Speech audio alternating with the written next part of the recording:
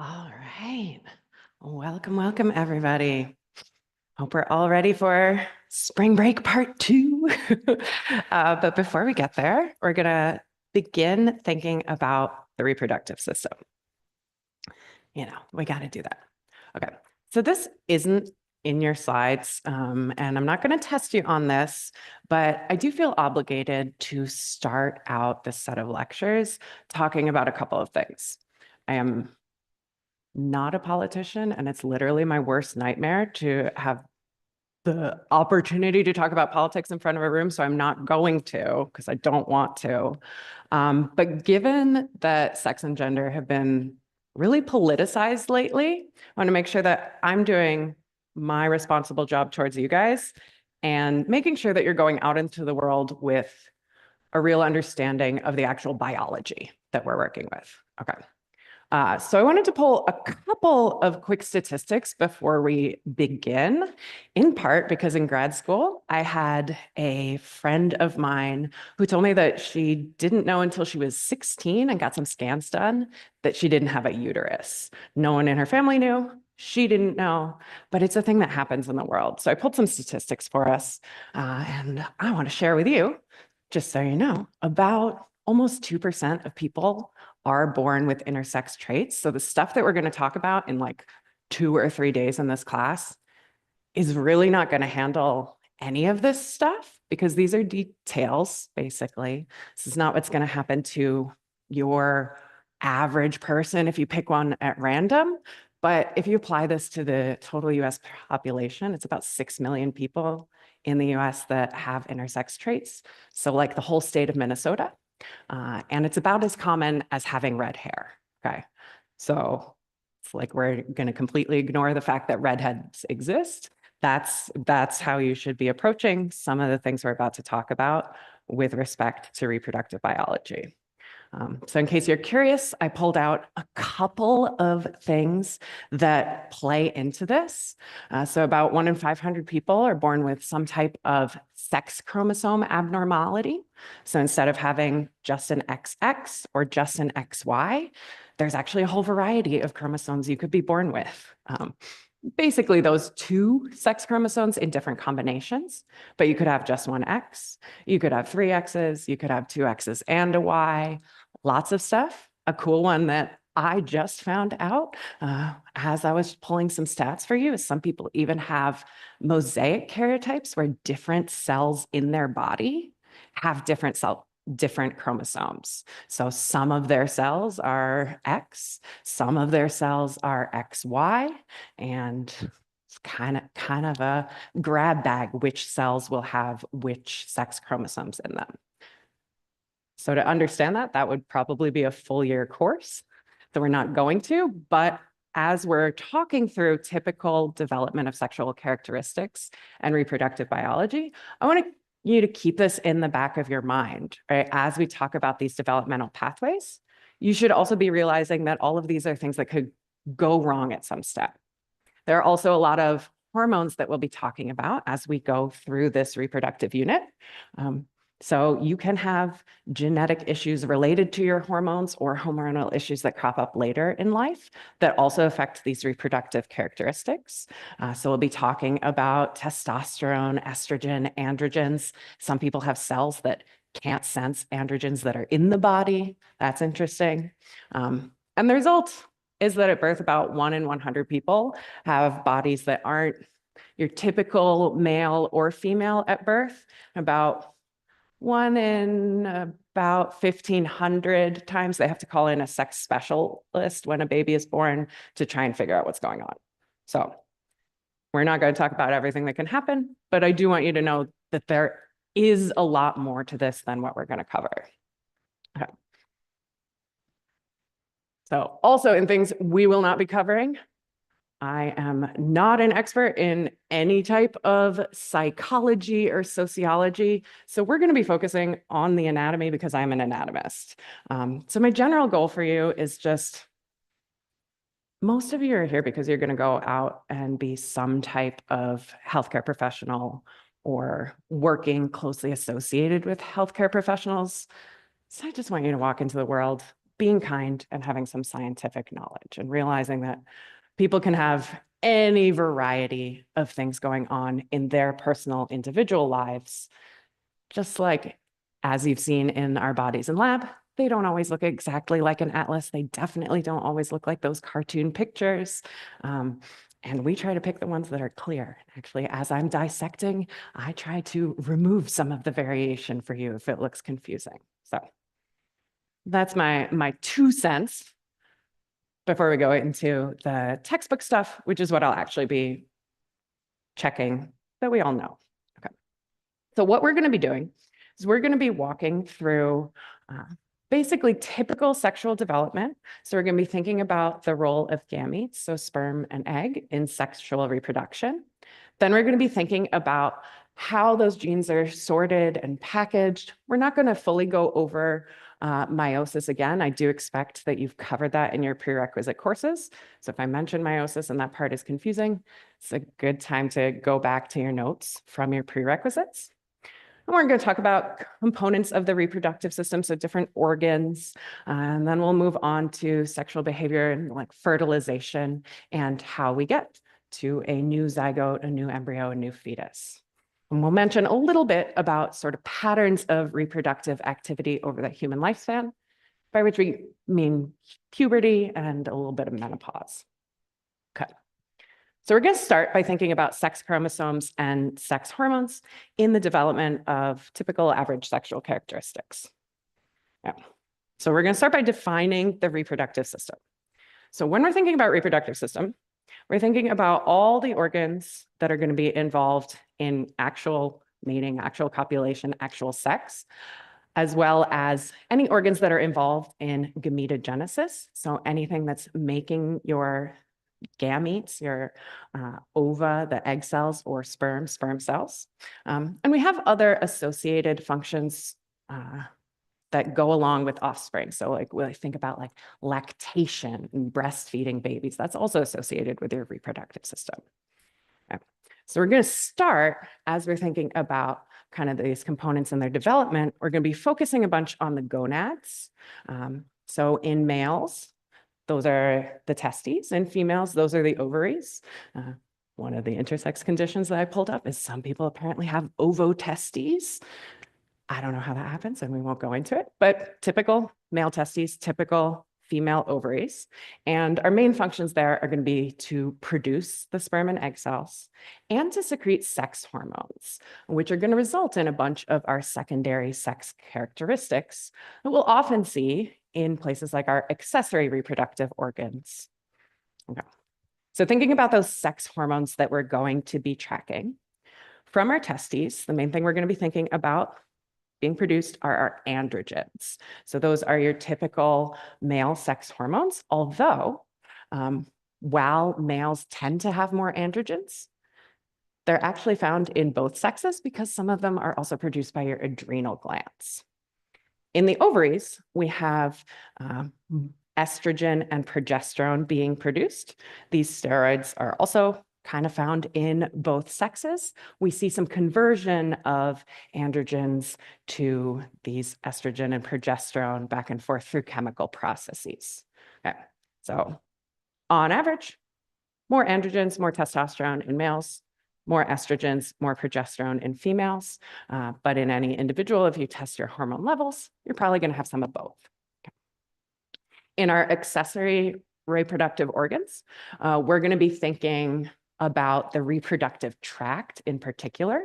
So transporting gametes. So how do we get from producing sperm in the testes to actually ejaculating sperm leading towards fertilization? How do we get from having an egg cell in the ovaries to actually ovulating, releasing that egg cell into the reproductive tract where it is available to be fertilized? We're also going to be thinking about glands. So like we saw lots of glands in digestion, helping us process nutrients, we're going to have glands associated with the reproductive tract that help to nurture the development of gametes and to kind of guide some of the reproductive function that we're going to be looking at. Yeah. couple more definitions. So copulation is the act of mating. So we're thinking about sperm deposition. So ejaculation, sperm deposition, and an ovum, so our egg cell, that may or may not become fertilized, depending on how successful this is. After fertilization, we're going to refer to that as pregnancy, or gestation is the technical term.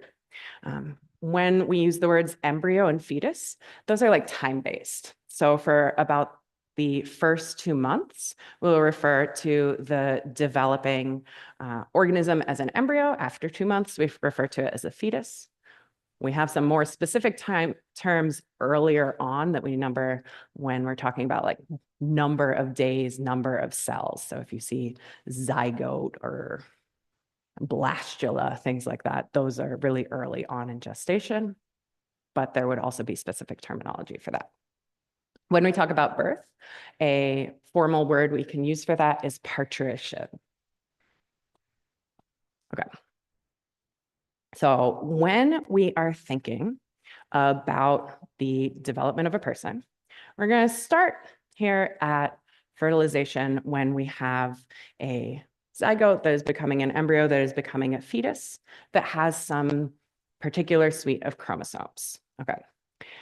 So when we think about what gametes are going to develop and what gonads are going to develop, what we're actually looking at, the one like kind of trigger for all of this, is a specific gene called the SRY gene that is located on the Y chromosome. If you don't have an SRY gene, whether you have a Y chromosome or not, you will be born typically female. If your SRY gene doesn't work, you will be born typically female. Female is the baseline. If nothing happens to disturb your typical development of sexual and reproductive characteristics, your body just makes a female reproductive system. Okay.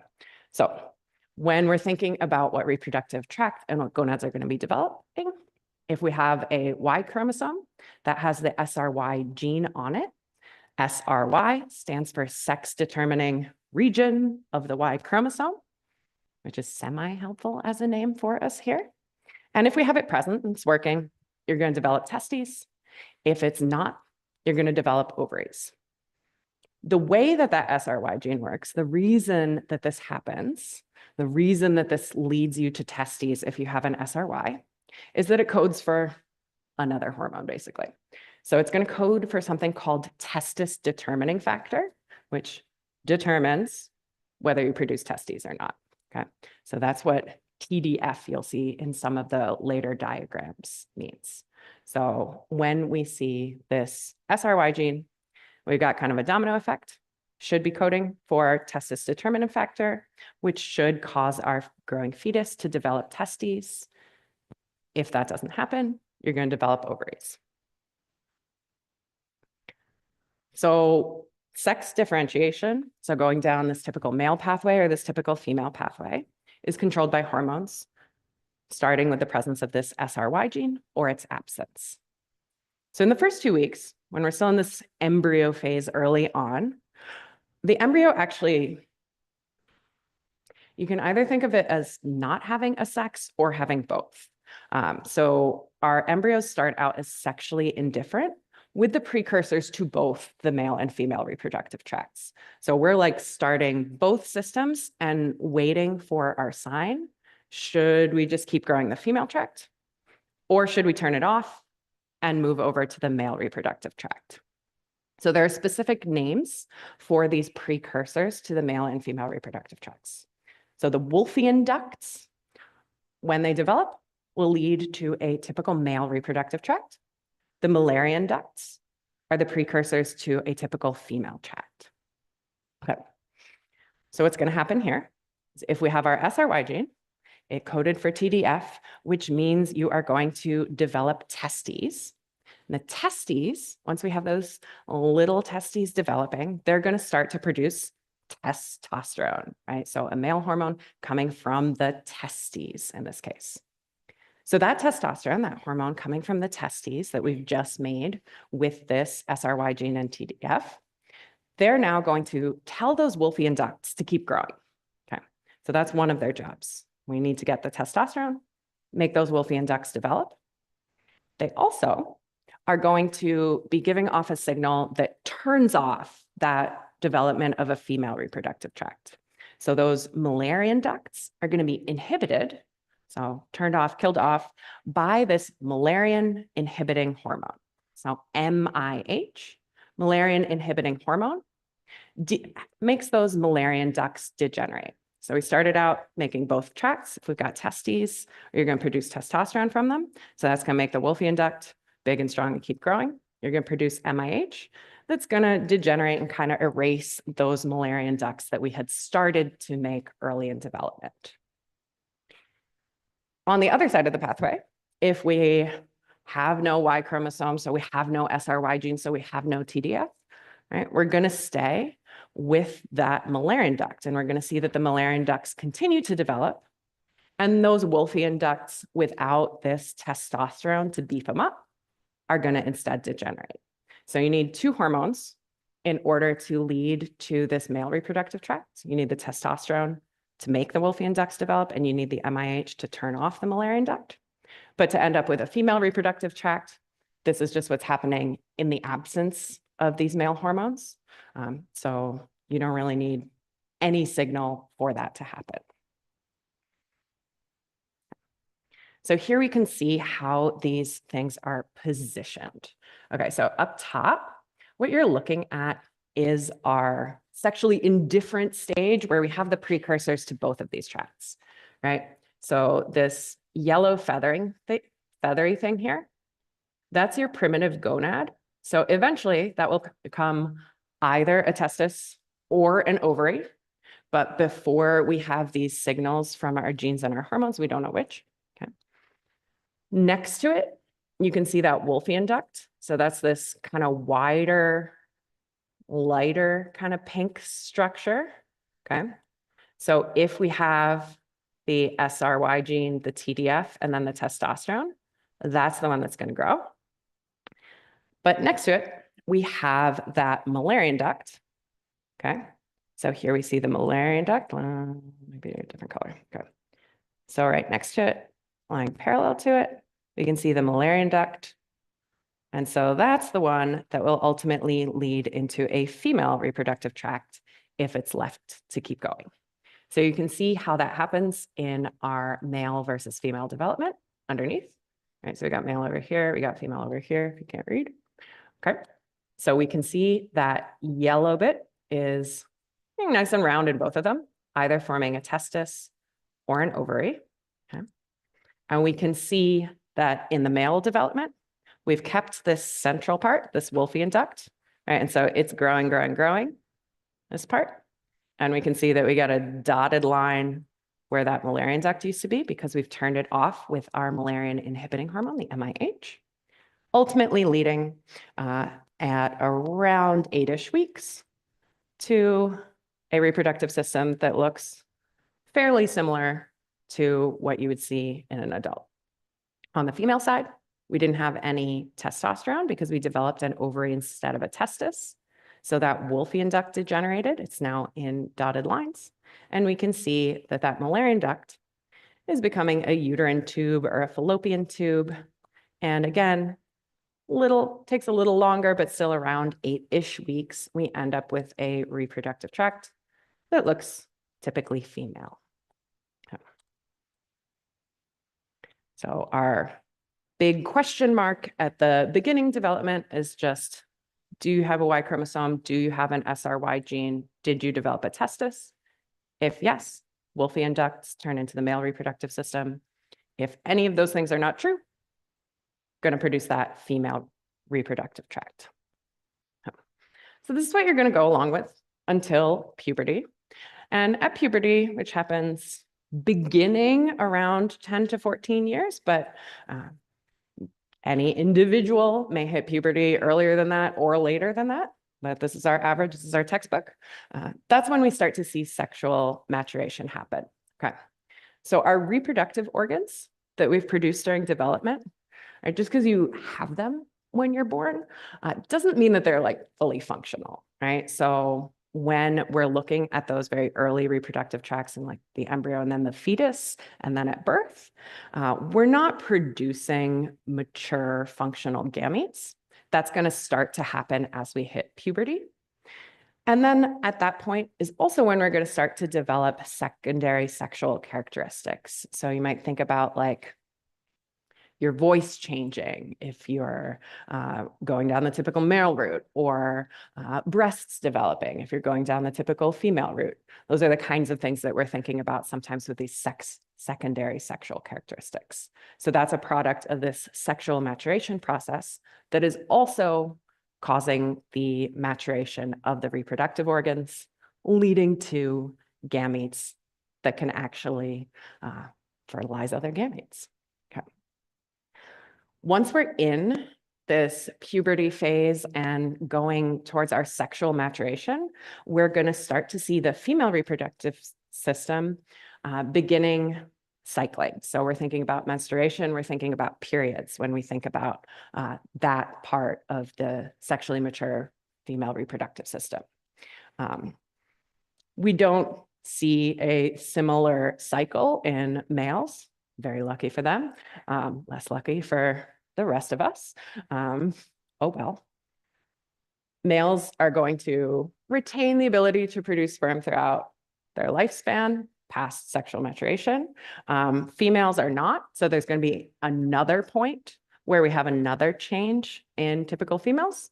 You're going to hit menopause, and we're going to see a loss of that female reproductive capacity. So we're going to see those cycles ending. We're going to see menstruation ending, and we're going to see big changes to hormone balances during that time as well. So we're going to be thinking first about the male side, and we're going to be thinking about spermatogenesis and hormonal regulation in males. So I want to briefly go over some of the structures that you've hopefully seen in lab or will be seeing soon. Okay, so when we're talking about this stuff, we're going to be thinking a lot about the testes and related structures. So here we can see the testis down here in the scrotum, so one on either side. We can see that the testis has this kind of I think of it as kind of like a seahorse. This structure, the epididymis, is sitting on top of the testis, going down, and then having this U bend going back up. So going back up through the scrotum. This is our vas deferens running through the spermatic cord. So to get into the body, that vas deferens would first go through a superficial inguinal ring, then through an inguinal canal, and then into the pelvis through the deep inguinal ring. Once we have that vas deferens in the pelvis, we're going to see it curling around, and it's going to come in, and it's going to join together with the products of a gland called the seminal vesicle. And so we can see here the vas deferens becoming the ejaculatory duct as we see that seminal vesicle, putting in some fluids and enzymes and such into our semen, of the sperm coming from the testes. So we see that ejaculatory duct. Then as it crosses through the prostate, which is a gland that's going to be producing lots more enzymes, important things, fluids that we'll be talking about as we think about the production of semen. All right, so we're going to see that coming in as well. And it's going to merge together with the urethra coming from the bladder. So now we have our reproductive tract linked up with our urinary tract, actually, right? And that urethra is going to continue out of the body. So here we can see it passing through the pelvic diaphragm. Here we see another gland, the bulbourethral gland. And then we see the urethra passing through the penis. So we see it passing through the erectile tissues and ultimately coming out the head of the glands here. Okay. So we're going to be zooming in right now on the testes. Okay. So the testes are the male gonads. They're where you're producing sperm. What you won't see in lab is the kind of histology of the testes, the kind of microscopic details inside. So inside the testes, if you were to cut them open and examine them, you'd see that there are about 250 to 300 separate little compartments inside. So if you see them and they look kind of spongy, that's why. That's all these tiny compartments. Okay. So running through the compartments, we have these structures called seminiferous tubules. Okay, so you can see these swirls that we're looking at, right? So kind of yellowy here, right? Those are our seminiferous tubules where we're going to see the production of sperm. So we're going to zoom in even further and zoom in on a seminiferous tubule. Okay. So here we see a cross section next of the seminiferous tubule. Okay. So we can see here that we have some cells between different seminiferous tubules. Those are our Leydig cells, which are a type of interstitial cell, so cell that lies between different parts of tissue. Right, so those Leydig cells in purple or blue or whatever color this is, surrounding those seminiferous tubules, those are the ones that are going to be secreting testosterone. So when we say you have a testis and produce testosterone leading to typical male development, it's those Leydig cells we're thinking about. And we can also see that the tubule itself is made of cells. So these are the Sertoli cells. They're a specialized type of epithelial cell. So remember, we have epithelial cells basically make coverings and separate compartments of various types from other compartments. So those Sertoli cells in yellow here, we're going to zoom in even more, right? Those Sertoli cells are going to be supporting the development of sperm. So if you look at this image, you can see that we see the sperm in the center here of the seminiferous tubule, but this shape of the Sertoli cells is really containing them. And when we think about this further, we're also going to notice that we have here a tight junction connecting our Sertoli cells to each other, is going to kind of separate this wall of the seminiferous tubule into two separate spaces. So we're going to be thinking about this kind of outside part, the basal compartment, and this inside part, the luminal compartment, remembering that a lumen just means the hollow inside part. Okay. But before we get to the actual maturation of that sperm and its production, we're going to think a little bit more about these larger structures. So in addition to the Leydig cells and the Sertoli cells, which are going to be really critical as we think about hormones and development, we're also going to need cells that help you actually move sperm out of the testes. They have kind of a long way to go. So there's also a layer of smooth muscle here. So you can see this thin kind of pink or orange-ish layer here surrounding those Sertoli cells. Okay. So propulsion of sperm is going to happen via peristalsis, which is basically the same process we were just mentioning with the GI tract on Monday.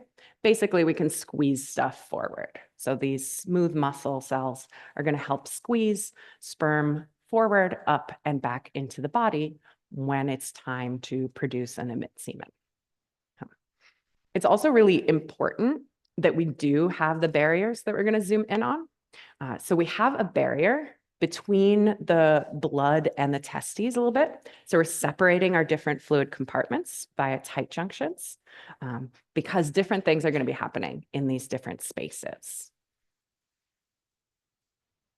Okay. So we're going to be thinking about those Sertoli cells a little deeper here. Okay.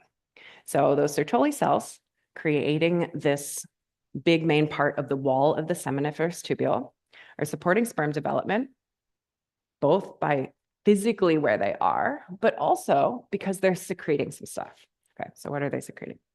One thing they're making is luminal fluid. So those sperm that are in the middle of a seminiferous tubule, you don't want them dry and crunchy, just in a big solid dry glob. So we need luminal fluid. So we've got that coming from the Sertoli cells. The other thing that they're doing is producing an androgen binding protein. So the successful development of mature sperm is going to require more hormonal pathways. And this androgen binding protein is going to help us keep a steady level of androgens in the lumen where we're seeing those sperm develop. Okay. The Sertoli cells are also a target cell for testosterone and for another hormone called FSH, or follicle stimulating hormone, that we'll also see playing a big role in the female reproductive tract. Okay. So the Sertoli cells are going to be receiving signals in the form of testosterone, which we know is coming in large part here from the Leydig cells, and from FSH, which we're going to see is actually coming from really far away. So we're going to see this traveling like through your endocrine system. Okay. So in response to these signals from testosterone and FSH, we're going to see the Sertoli cells secreting chemicals that stimulate spermatogenesis, which is going to be the actual production of sperm. Okay. They are also going to be involved in a negative feedback loop. So they're going to be sending back our hormone inhibin, which inhibits FSH. So we have FSH sending signals to the Sertoli cells. And they're going to be sending signals back up, suppressing that FSH. Okay. Continuing our tour a little bit. Okay. So when we go from the testes, we'll follow that sperm development a bit more later on. But the most obvious sexual characteristic in males is the male reproductive organ, the external genitalia, the penis, which is the male copulatory organ. Its goal, its purpose is sperm deposition. So it is helping you shoot out the semen, which may or may not be full of mature sperm.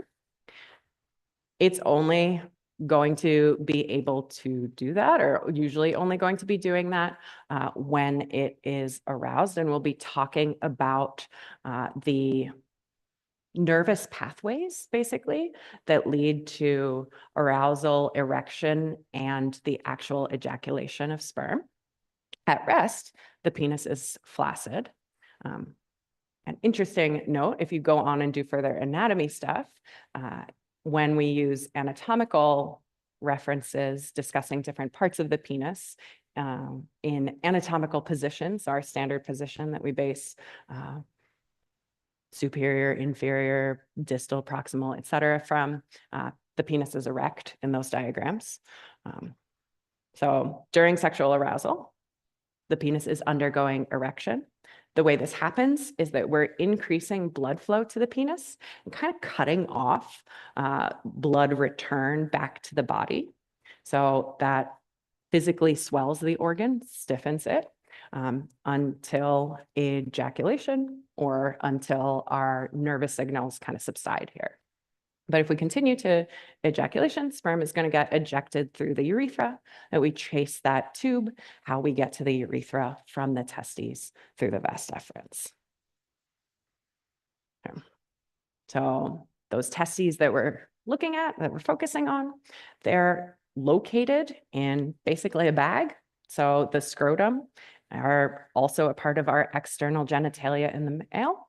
They're suspended below the penis, so kind of inferior. The testes are inside them. They're a little bit mobile, so they're not kind of stuck and super fixed in place, but they're going to stay there in the scrotum. The reason they have to be in the scrotum instead of up in the body, which is actually where they develop, through development, they have to descend down into the scrotum. The reason they have to do that is that sperm don't successfully develop at body temperature. So at 98.6 degrees, that's not a good temperature for forming mature sperm. So if you see, newspaper articles or warnings on bottles or whatever about not going in hot tubs for infertility or something like that, that's referring to this body temperature kind of condition. Or even sometimes they'll say, don't wear super tight pants if you're trying to have a baby. Part of that is about that body temperature, because the testes being in the scrotum means that you can actually raise and lower them kind of carefully. There's actually some muscle there associated with the testes, with the spermatic cord, with the scrotum, that allow you to carefully regulate the temperature by pulling it closer to the body, bringing temperature closer to body temperature, or dropping them down a little farther away. So this allows a cooler environment for the development of sperm. which is what we need for the development of sperm. Okay. So when we produce sperm in these seminiferous tubules, they're going to have to travel a fair bit, even before they get to the vas deferens and go on that big long journey from the scrotum into the pelvis, past a bunch of glands, and then out into the urethra. Okay. So from the seminiferous tubules, where we're going to see the actual process of like meiosis happening and actually producing haploid gametes, so actually producing these haploid sperm, that's going to happen in seminiferous tubules. But then we're going to need that sperm to travel into a region called the rete testis. Then they're going to go through something called the efferent ductules. So remember, efferent usually refers to things going away. Ductules is about ducts, basically. So little ducts going away. And that's how they exit the testis. So once we exit the testis through these efferent ductules, we're going to find ourselves in the epididymis. So we saw that structure of the epididymis kind of cupping and then looping to come back up into the vas deferens. We walked through the accessory glands as we were looking at that image because I love pictures, but here it is written out for you if you're a writing person or looking to put some of these things on flashcards or Quizlets. Okay, so from those accessory glands, the first one that will pass as we're moving our sperm back into the body and ultimately sending them out the urethra, we're first going to pass our seminal vesicles. So the fluid that comes from the seminal vesicles is kind of alkaline. And when I mentioned that there's enzymes and stuff in there, here's what's there. So they're going to have some fructose in them. So they're going to be secreting basically a sugar a little bit. Those sperm have a long way to go, and they have to work kind of hard to get into the female reproductive tract. So we're giving ourselves some energy here with this fructose. We have a variety of enzymes that we're not going to list here, as well as another hormone referred to as prostaglandins, which leads us to the prostate gland.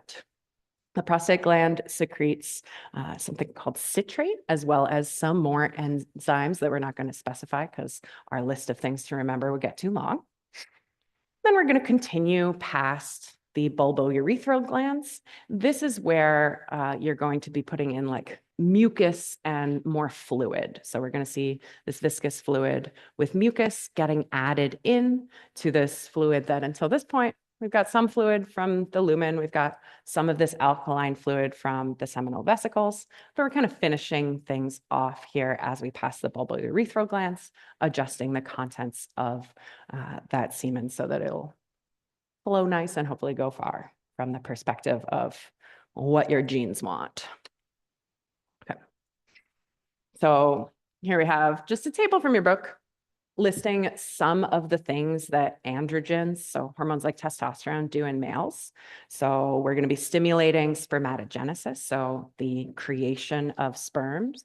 We're going to be promoting secondary sex characteristics. We're going to be relating to sex drive, so androgens do increase your sex drive. Androgens like testosterone also, due to this association with some of the secondary sex characteristics, also play a role in how like skeletal muscle develops, because in general, increased muscle development and protein synthesis is tied to those secondary sex characteristics and to these hormone levels. Our androgens are also going to be stimulating growth hormone secretion. So we remember that growth hormone comes from our anterior pituitary. So that's going to influence bone growth during adolescence. So that's part of this puberty process where we start to see more sex differentiation between typical males and females. And we're going to see androgens, particularly testosterone, but also we know our hormone MIH is also involved in the development of the male reproductive structures during embryonic life as we're going from embryo to fetus and then to birth. Okay. So now we're going to be looking at a sperm. Okay. So if we're thinking about the parts that we need to have a successful mature sperm, we're going to notice that kind of divide it into 3 sections. All right, so up at the top here, we've got this head. So that's this kind of teardrop shape up at the top. In the head of a sperm, you have the nucleus with the genetic information in this kind of purple or lavender region here. So our mature sperm are haploids, so only one set of chromosomes. So one set of each of your homologous autosomal chromosomes and one sex chromosome. Okay. And then we're going to see the acrosome as well. So the acrosome is here right at the tippy tip of the head. And that acrosome contains, yet again, more enzymes. So we're going to need enzymes for fertilization to happen. So in order for fertilization to happen, we're actually going to see that the sperm need to basically break into an egg cell. And then also, once they do that, we need to turn off, we basically need to kill off the other sperm that might be fighting to also fertilize that egg. Otherwise, we'll end up with a bunch of chromosomal abnormalities. So lots and lots of enzymes, lots and lots of hormones are going to be important throughout development. The acrosome has some of them, some of the ones that we need for fertilization. Then we have the midpiece. So this body of the sperm, this central area, and the midpiece is full of mitochondria. That's because the sperm have to go far, right? So they have to go throughout the testis, up the vas deferens. So we have smooth muscle and peristalsis working for a while, but we don't have that working anymore once ejaculation happens and the sperm are outside of the male reproductive tract. They're going to need to get all the way through the female reproductive tract as well if we want fertilization to happen. Fertilization of ova usually happens actually kind of up in the fallopian tube. So it usually happens a fair ways toward the ovaries inside the female body. Okay. So we need lots of mitochondria because we need to make lots of ATP because we need to power this movement. And the movement itself is happening through the whip-like movements of the tail or the flagella. So that's this whip at the end, this tail.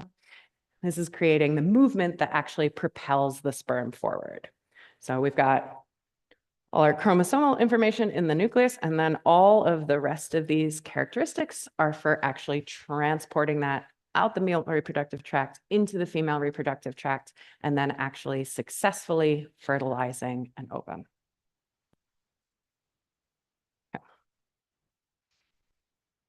That is not how sperm start out. They have to get all those pieces. Okay. So the process of the development of sperm, the creation of new sperm, is called spermatogenesis. Okay, so this is this process that can happen in males basically until they die, starting with puberty. Okay. And that happens because up here at the edge of our seminiferous tubules, so here we can see these are those smooth muscle cells. This is that basal compartment going up to the tight junction. Our Leydig cells would be up at the top here. They're not pictured. Right? So up at the top here, we have 2 spermatogonia. Okay. So those spermatogonia are diploid cells. So this is before meiosis happened. So remember, mitosis just makes identical copies of cells. Meiosis splits them up so that you get half of your genetic information. Meiosis has 2 rounds of division in order to do that. That's basically the level to which you're going to need to understand meiosis and mitosis in this class, but make sure that you do remember those pieces. Okay, so those spermatogonia are diploid cells, so they have 2 pairs, lots of homologous chromosomes, all that full genetic information up top, and they keep undergoing mitosis. So they can keep making identical copies of those spermatogonia. So this is something that we will see doesn't happen in females, which is why we're going to see a difference in reproductive capacity. Okay, so we can have mitosis copying over of this spermatogonia. So what we're going to think about happening with these spermatogonia, we're going to think about one going on and making more and more copies of the spermatogonia to make sure that we always have at least one up here up top waiting to make sperm. And then we're going to think about the other one as going into our meiosis pathways. Okay, so the second one, we're going to think about sending into meiosis. Okay, so first, we're going to see our chromosomes replicating. So as we head into meiosis, we do still start by making extra copies. So that leads to our primary spermatocytes. So you can see those here, both above and below this tight junction. So we're going to start to have meiosis happening as we move down between the two Sertoli cells. Okay, so here as we're heading into meiosis 1, we're still diploid, right? But then we're going to begin dividing.